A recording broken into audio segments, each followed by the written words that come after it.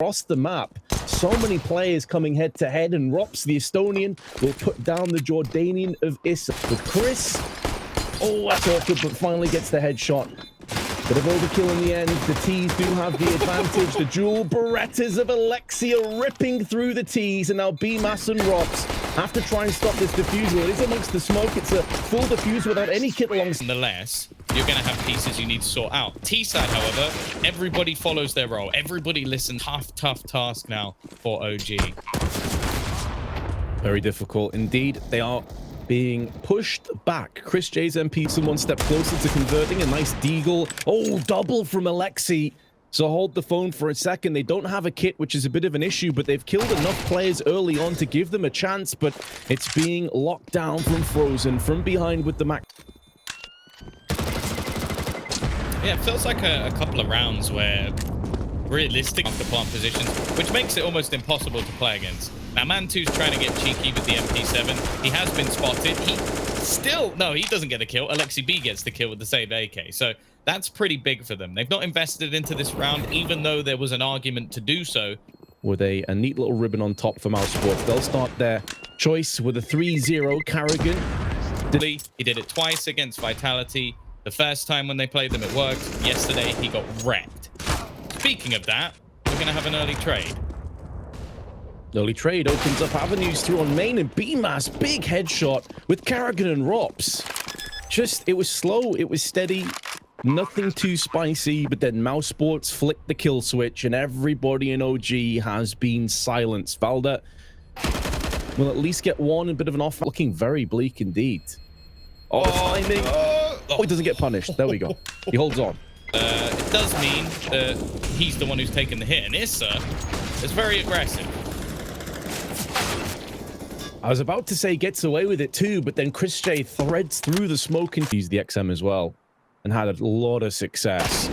And this is why it's so deadly at close range. Didn't just keep Mousesports on their tiptoes. I'm not entirely sure what to expect, and Man2 with some aggression does that throw grenade though. Actually, Chris J makes moves elsewhere. That could catch them off guard, but his teammates now gone down. These building blocks have been put into place from OG, and now all they have to do is execute. I feel like that's a bad call that came through from the AWPer of Man2, who game of chess of outmaneuvering your opponents and positioning them in places where you can make the most of it. Valda has picked up 5. His AUG rips through Chris J, looking for another one and gets it. Valda coming alive where it really counts for OG. They still have a chance though. Mousesports may even think about just saving these guns because there's not much else they can feasibly go for, which really sucks on the T side to have to save 2 AKs. Counter-terrorists win.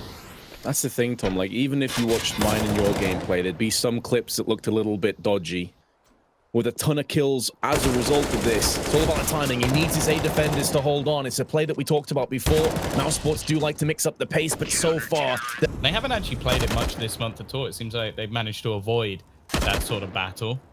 Just going, oh, Danish people like Nuke. I'm just sort of almost stereotyping. But name me a Dane that doesn't like Nuke, and then we can talk. When it first came out, was a bit of a gimmicky pick at some point, and then more teams started. He was, slight variation on the same play, Mass. Man, Mousesports must be sick of this angle now. Must be sick of Secret. Issa with the M4 could be putting OG ahead, but Rops, nice timing through the smoke. At least dispatches of him. This is where the aggression, potential cross, and Man2 has a crossfire from the lockers. There was a gap in the smoke, but it won't be fully punished as Mousesports mitigate that by going into main, but give their backs up to the Finn, and he will oblige by in their favor. MBK's gone down to the hands of Rops, but the Estonian is low. Could be a bit of both, I'll be honest, but I can never seem to see as well as some of these players do. Over the last few rounds, is they keep losing that first man, and we haven't been seeing those same sort of clutch plays from their players that we've had previously, which they've been desperately needing to win out series. Angle that he's not used just yet, but he's been spotted. Not in enough time for Carrigan. Less players that can push out onto the site. Beautiful grenade tossed in. B-Mass and Chris J taking the brunt of the damage. It seems like Mousesports will healthy. Brimming to the confidence squad start to make themselves get up close and personal. Chris J's AK, though, is on point for 2. Using that smoke, using the AK, is sprayed down 3. He's having one hell of a map so far, and now Frozen can pick off the Jay haters have just started to stutter. It's like, but. He's managed to get away with a few cheeky angles around the smokes. It looks like he's looking for another one. Man2's orb has come back out to play, but Alexi, I don't even think that was through smoke. I think he walked out. Man, OG have got some ridiculous secret control. Definitely go back and watch this demo, guys, because Valda and Alexi have made Frozen, who's maybe a little bit more subdued at times. But Rops is always chill, always calm. Playing goal for Carrigan. He's going to lurk around while the rest of the team are trying to fight into A. And this is almost like a fake. It seems like he's just on point today with every single prediction he's made. And, well, Man2 is more than ready. And that's fine. But what can you do with it? Can you convert from this point? It took a miraculous Chris J play last time around. Maybe Frozen's the man to deliver this time. Or maybe Chris J with his SMG is still alive, but not for much longer. Man2 with 2. And now BMAS on a lowly 32 HP. Has to go laps around the site. First kill goes his way. Not entirely sure it's brutal. It's a fake, but BMAS has played it to perfection. Looking to get aggressive once again. Most of their aggression thus far in the match has been hugely successful. They've taken map control and it... Oh, that grenade. BMAS, Robson, Carrigan, all taking that. Issa straight through, gets one. Really the best case scenario. He's mollied out of position. Couldn't really do anything about that. They're starting to vent drop, but they're all isolated. MBK can pick off the straggler of BMAS before some of the teams is still laid outside of Squeaky. Beautiful underarm flashbang popping into the eyes of MBK. And now he darts. No idea as to where Chris J now is. And judging from the fact that he's looking at Deacon, he has no... himself to 7. As said, I do expect them to pick up more rounds on the T side as it is anyway. And while that flashbang didn't work quite as well, it is Chris J. 1, but Valda also feeling the effects of warfare. Man2 misses his first chance, but at least capitalizes onto Rops. That keeps BMAS busy, steady in the hut. He gets sprayed down too, and it's down to Carrigan with a 2 HP. The bomb not planted for him either. He has to come out to the open. He's denied. The G could have had a pretty decent lead, but they are going to lose the first player, Mousesports. It's a straight out. Some may call me a pessimist because 8 rounds on the T side is pretty good. I still don't feel too confident for Mousesports. We've yet to see a stellar CT. Side pistol is already going fantastically well. They've taken control of the A site. They need to kill off the man in hut, and that won't take. Chris J, everybody else is below 10. Mathematically, this makes no sense. Times in those anti-ecos, OG didn't lose any players.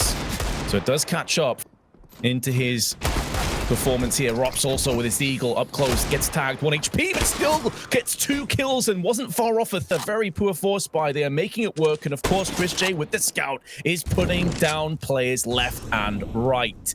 My goodness, yes sir. To get themselves around. Frozen actually fairly aggressive for my liking. That's given Man2 a rifle. It could be a bit of a problem, and if so, well... 10 seconds to go. Rops now hearing the footsteps downstairs, and there are a couple players up close, one of which is Carrigan, but he gets Nuke in Decon. The bomb was planted the wrong side of the site as far as he's concerned. He at least holds on for 1, but he's been tagged down to 34. Collectively, only 50 HP on Mousesports, and with their money looming overhead, dangerously close. Now has a chance to put a couple more kills down range. He's trying to deny, he's trying to delay, but he's...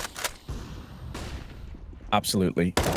Has to be squeaky clean at that. Frozen does get tagged, being swarmed by T's, but he has Carrigan to help him out. Safety net put into place, and it's looking like it will be every bit as clean as... Smoke's not landed, right?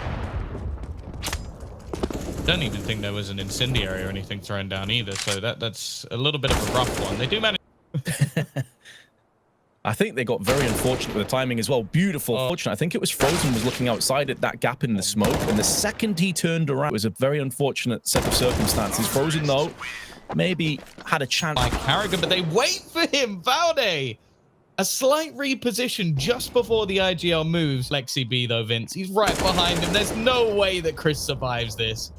For a moment, when he turned around and when I heard that AWP shot rattle out, I thought he just pulled off an absolutely ridiculous shot. We saw him pull off one yesterday on Dust 2, but hold on a second. Malicious outmaneuvered and losing Carrigan early on, still in a 3-on-2. Now a 2-on-2. Issa neutralizing Rops and dissolving the CTD factor. Valda, top of the site. We saw him using this position on the CT side as well. He's clearly very comfortable with it. The first goes down, breaking the shins of Frozen, and BMAS very well may follow the same suit. The time is running low. I'm a bit surprised that Valda even pushed in, maybe trying to deny. Like OG are losing, because No. I almost feel like they're winning this.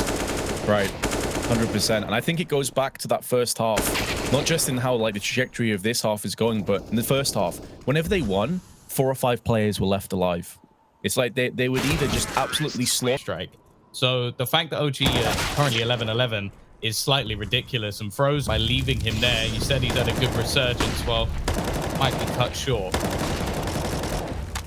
Cut abruptly short at that. Now Chris J, a man that's just been solid throughout, had some great performances yesterday as well. He gets one, traded out instantly. Carrigan going back out into the nether, but does come back unscathed. Mantu has been silenced alongside NBK, and now it's Carrigan's turn to step up. You mentioned the other young players. Well, it's the old guard that's now doing all the damage. And the Lipsy B. Oh no, the timing! It pulls out an aid.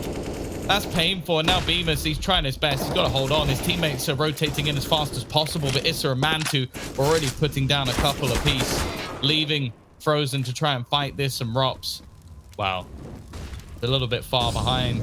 The fact is, whether he has opted for the save. Slamble some thoughts as to what Mousesports can switch up here. And, you know, Carrigan, such a veteran IGL, but no slouch when it comes to Deagles either, it would seem. Chris J up on the position that Alexi used on the C. Dropped 2 Deagles, and that was basically the only investment they went for. And now Carrigan will be pressured. The Imps perched up with the M4, looking to try and spray them through. There's one, but instant. And the last tick, they will have no idea he's here. You can see the Issa is like, cool, he's Molotov'd it out. There's no... He's got past. He's got past anyway. I think he went through, so he caught them nonetheless. Sure, Rops gets the trade in the end, and there's still a couple of players still standing. Carrigan, the downward trajectory for the squad. Chris J is going to fall as well. And the middle of this map is that OG will take Mousesports' choice. A map they weren't necessarily. He doesn't know where all of them reside. He might be able to get one, but unlikely to get any more. And unfortunately, he lands plenty of damage on Mantu, but it's not enough for the outright kill. And Rops will be submerged as a result. And expectedly, I should say, and unsurprisingly, it seems like OG will take this, although BMAS and Chris J at least will be a little bit... I say only, he can be a one-man army when called upon, and that's why pixel perfect aim, surgically removing Issa. Now Chris J can join the fold. Big kill. That's the bomb that drops down as well. He will get Molotov'd off, and all the pressure goes back onto Rops. Good spray for 1 and a second. It's a beautiful hold from Rops, you know. That's a phenomenal sight, but we saw so many times that Mousesports made this maneuver come into play, but then faltered. They don't even get the plant. It's denied from a decon pushing Frozen, who gets thawed out from Valda, but now Rops in through connector. On the control room, Issa's perfect flank takes J. Watching out. Someone needs to go get the bomb. There's only 15 seconds to go, and Chris J holds his nerve, holds the line to hear him. Chris J going in aggressively, takes the flash. It's a P2000 versus an AK. Alexi's down to 1 HP.